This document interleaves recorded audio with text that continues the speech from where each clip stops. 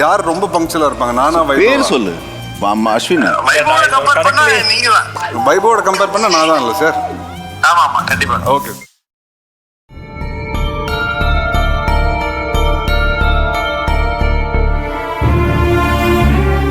வேலுவை பாக்குறதுக்கு போலீஸ் ஸ்டேஷனுக்கு அப்பா அம்மா மாமா எல்லாருமே போனாங்களே, என்ன ஆச்சுன்னு தெரியலையே. இதுக்கு ஃபோன் பண்ணி கேட்கலாம். என்னன்னு சொல்றது?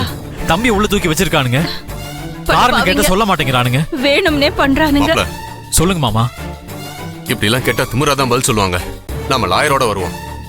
அப்பதான் இவங்க நாம கேட்கற கேள்விக்கு பதில் சொல்லுவாங்க. எனக்கு தெரிஞ்ச ஒரு சீனியர் லாயர் இருக்காரு, அவரை போய் பார்க்கலாம். சரிங்க மாமா, வாங்க போவோம். ஒரு நிமிஷம். யாரு மாமா? செல்வி தான் பண்றா. அப்பா நீங்க வேலுவை பாத்தீங்களாப்பா? போலீஸ் என்ன சொன்னாங்க? அவரை வெளியில விட்டுட்டாங்களா? நீங்க கூட்டிட்டு வந்துட்டீங்களா? அது வந்துமா, மாப்பிள்ளைய பார்த்துட்டோம். ஆனா அப்பா ஆனா என்ன, அவரை வெளியில விடலையா? அப்பா அவர் எந்த தப்புமே செய்யலப்பா. ஐயோ, நீங்க இன்ஸ்பெக்டர் கிட்ட பேசுனீங்களா இல்லையா? இங்க பாருமா, நீ பதட்டப்படாம இரு.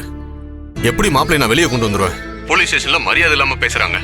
அவங்க பேசுறத பார்த்தா மாப்பிள்ளைய வேணும்னு சிக்க வைக்க பிளான் பண்றாங்களான்னு தோணுது. எனக்கும் அப்படிதான்ப்பா தோணுது. ஒரு தடவை இப்படிதான் செய்யாத தப்புக்கு ஜெயில் வரைக்கும் போயிட்டு வந்துட்டாரு. அந்த மாதிரி இந்த தடவை ஏதாவது ஆயிருமோன்னு எனக்கு பயமா இருக்குப்பா. அப்படிலாம் அப்ப விட மாட்டோமா. இப்ப நேரா நான் லாயர் ஆபீஸ் தான் போறேன். நீ கவலைப்படாம இருமா, நாங்க மாப்பிள்ளைய பெயில் எடுத்துருவோம். ஆமாப்பா, அவர் எந்த தப்பும் பண்ணல. அப்பா ப்ளீஸ் எப்படியாவது அவரை வெளியில கொண்டு வந்துருங்கப்பா. நீங்க லாயர் ஆபீஸ்க்கு வந்துருங்க, நானும் நேரா அங்க வந்துடுறேன். சரிம்மா, பார்த்து மெதுவா வா, நாங்க முன்னாடி போறோம். சரிப்பா.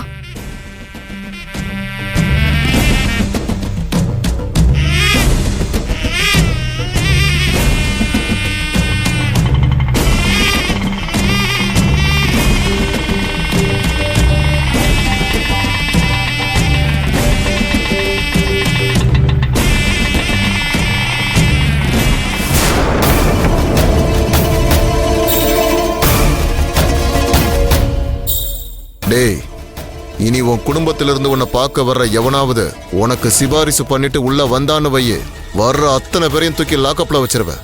ஜாக்கிரதை.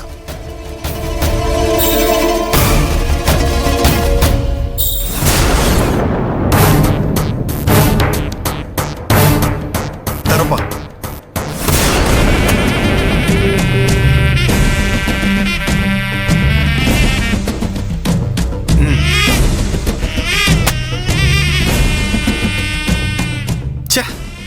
என்னதான் நமக்கு துரோகம் பண்ணி நம்மளை அழிக்க நினைச்சிருந்தாலும் இவளை இப்படி பார்க்கறதுக்கு மனசு கஷ்டமாதான் இருக்கு.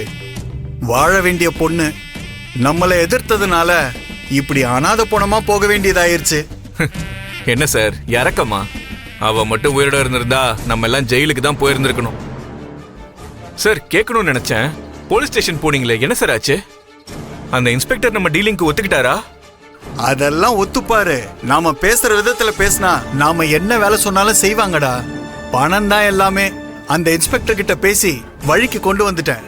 இப்ப அந்த நந்தினி கேஸ்ல வேலு மேல கேஸ போட்டு ஃபைல க்ளோஸ் பண்ண ஏற்பாடு பண்ணிட்டேன். என்ன சார் சொல்றீங்க? அப்ப அந்த வேலுவை போலீஸ் அரெஸ்ட் பண்ணிட்டாங்களா? இப்பதான் சார் என் மனசுக்கு ரொம்ப சந்தோஷமா இருக்கு. அவனை உள்ளேயே வச்சு கழுத்திங்க வைக்கணும் சார். அப்பதான் சார் அவன் அடங்குவான். இங்க பாரு, இதுல உன் சந்தோஷம்லாம் இருக்கட்டும். அந்த வேல்முருகனை பத்தி விசாரிச்சதுல அவன் மாமனாரை பத்தி கேள்விப்பட்டேன். அந்த ஆளு பண பலத்திலயும் அரசியலையும் ரொம்ப பெரிய செல்வாக்கு உள்ளவர்னு தெரிய வந்தது. நிச்சயமா மருமகனை காப்பாத்துறதுக்காக பெரிய ஆபீசர், வக்கீல்னு இவங்களோட சப்போர்ட்ல இந்த கேஸை டீல் பண்ண வேண்டிய நிலைமை வந்தாலும் வரும். ஆமா சார், அவங்க மாமனார் தான். இவங்க அப்பா சர்ஜரி கூட பணம் கட்டியிருக்காரு. அதனாலதான் நான் சொல்றேன், நாம கொஞ்சம் கவனமா தான் காய் நகர்த்தணும். இல்லைன்னா நமக்கே ஆபத்தாய் முடிஞ்சிரும். முதல்ல நந்தினி பாடியை அப்புறப்படுத்தணும். இங்க இருக்கிறதுனால நமக்கு டென்ஷன் தான். இவ இங்க இருந்தானா நமக்கு எப்பவும் ஆபத்து தான். என்ன சார் சொல்றீங்க? ஆமாயா, கேஸ் எப்ப வேணா திரும்பி என்ன வேணா நடக்கலாம். நாம கொஞ்சம் உஷாரா இல்ல கூண்டோட மாட்டிப்போம். அதனால இந்த டெட் பாடியை கொண்டு போய் நம்ம மெடிக்கல் வேஸ்ட் எல்லாம் கொட்டுறோம்ல, அந்த இடத்துல புதைச்சிருவோம். Okay sir. நம்ம ஹாஸ்பிட்டலுக்கு இவளை இப்படியே எடுத்துட்டு போனா யாருக்காவது சந்தேகம் வந்துடும். அதனால இவளை துண்டு துண்டா வெட்டி யாருன்னு தெரியாத அளவுக்கு மெடிக்கல் வேஸ்ட்ல கலந்து அப்படியே யாருக்கும் தெரியாம டிஸ்போஸ் பண்ற ஏற்பாட பண்ணு. ஓகே சார், நான் பாத்துக்கிறேன் சார். யோ, நீயும் கூட இருந்து எல்லாத்தையும் பாத்துக்கையா. சரிங்க சார். இங்க பாரு, எந்த காரணத்தை கொண்டும் இது வெளியில தெரிஞ்சிடக்கூடாது. காரியத்தை கச்சிதமா முடிச்சிடணும். ஓகே சார், நீங்க கிளம்புங்க. அதுக்கான ஏற்பாடெல்லாம் நான் பாத்துக்கிறேன். டேய், உடனே இப்ப இந்த காரியத்தை பண்ணா சந்தேகம் வந்துரும். ஒரு 2-3 நாள் போட்டோம், அப்புறமா இந்த வேலையை பாரு. சரி புரியுதா? அப்படியே பண்ணிடலாம்.